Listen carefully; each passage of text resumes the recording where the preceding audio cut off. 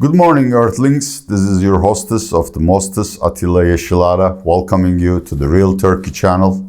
Take me to your president. Funny I mentioned the president, because I'm going to talk about the American President Trump and the American Congress, the latter trying to impose sanctions on Turkey for Operation Peace Spring, which is a polite word for Turkish military campaign in North East Syria, where most of the inhabitants are Kurdish, with some towns with Arab majorities. The operation started a couple of days ago. Today is Sunday. I think it started Wednesday.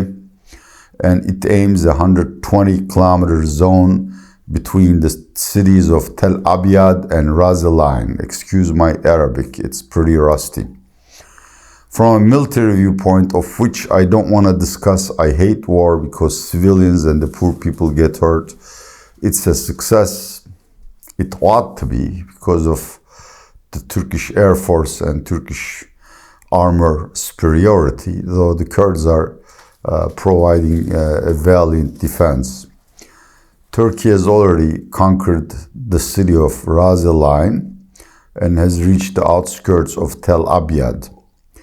The initial phase involves driving a wedge between the Kurdish cantons of Kobane, and I believe it's called Haseke or Kamishli. Kamishli is to the south and Kobane to the west. Kamishli to the east and Kobane to the west, thereby also cutting the uninterrupted supply line of PKK. As I've said, enough about the military objectives, but the civilian or the ultimate political objective is to carve out a large enough safe zone to resettle 1.5 million Syrian refugees, which would also incidentally increase President Erdogan's popularity at home and create at least 50,000 jobs for Turkey's dead construction industry. This plan doesn't appeal to anyone from the Arab League to EU to United States. Everybody protested Turkey issuing ultimatums to stop the military invasion. What matters, of course, is what Trump thinks and what the US sanctions might do to Turkish economy. This is what I want to talk about today. Trump, for reasons of his own, really likes Erdogan and wants to shield Turkey against potential sanctions. I suppose the reason is because Kurds didn't help in Normandy. Anyhow, as of Saturday, there were 4 sanctions bills in Congress, and these are really sanctions bills with big fangs. I'm going to focus on the Graham-Van Hollen sanctions bill, which is the most advanced, and 3 particular articles in there. I'm going to summarize everything. The first article essentially targets the Turkish energy industry and makes it virtually impossible to invest into Turkish electricity producers or utilities, as well as potentially the banks that clear transactions for them. I want to reiterate that this is one reading of that particular article, but it's very vaguely worded. The second article of interest is the bill orders President Trump to enact CAATSA sanctions. These are used against Russia and Iran. Some of the articles in the CAATSA sanctions can be very damaging because it involves financial transactions, and Turkey is heavily dependent on foreign credit flows and foreign bond markets. The third, very intriguingly, orders an investigation in President Erdogan's wealth abroad. Now, I don't think Erdogan is foolish enough to register any kind of wealth or property to his name or to the name of his family members.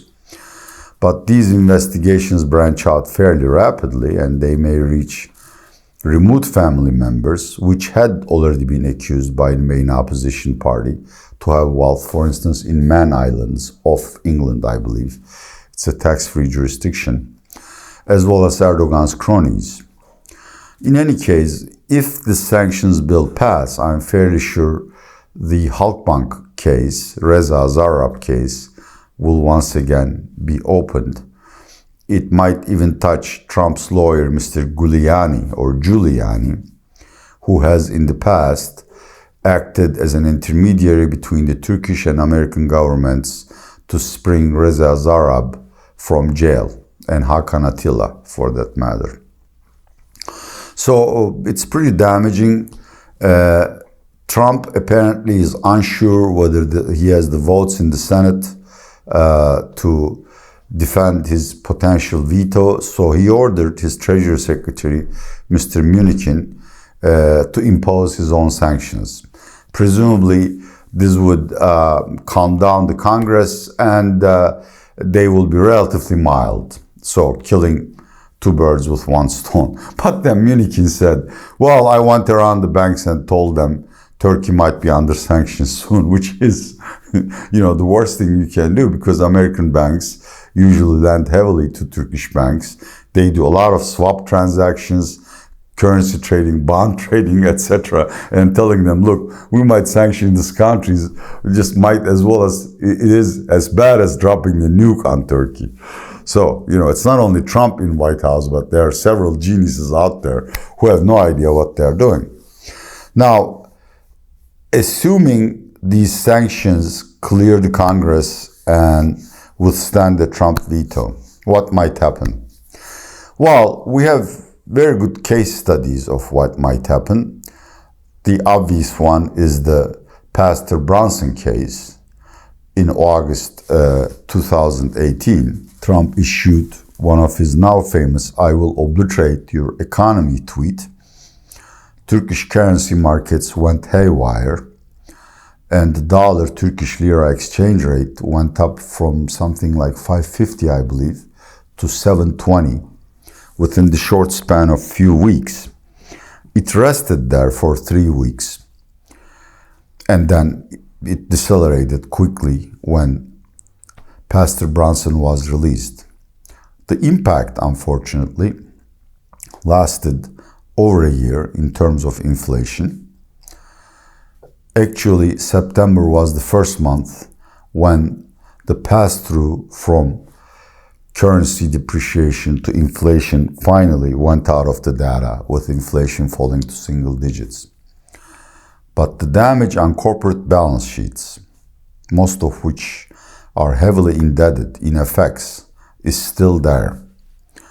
Corporates are still struggling with their debt ratios, and fixed investment in Turkey came to a standstill, while unemployment, non-farm unemployment, rose to 16.4% as of July. In a nutshell, Turkey cannot afford another Pastor Brunson affair. And that's what I'm afraid is going to happen. I cannot foresee Mr. Erdogan ordering a troop withdrawal. That would be such an egg in the face that he might lose, the administration. There might be early elections or his parliamentarians defecting to other parties. In other words, Erdogan will win a military victory, but it will be a Pyrrhic one. And as far as I'm concerned, I already did a video titled "Erdogan Doomed to Lose Power," and this untimely Operation Peace Spring sort of seconds that video. This was the ultimate mistake. In his rush to kill several birds with one stone, Mr. Erdogan lost all hope of clinging to power. You listen to Atilla Yesilada at the Real Turkey channel. You know the spiel. If you like it, share it with others. And definitely do subscribe to Real Turkey channel.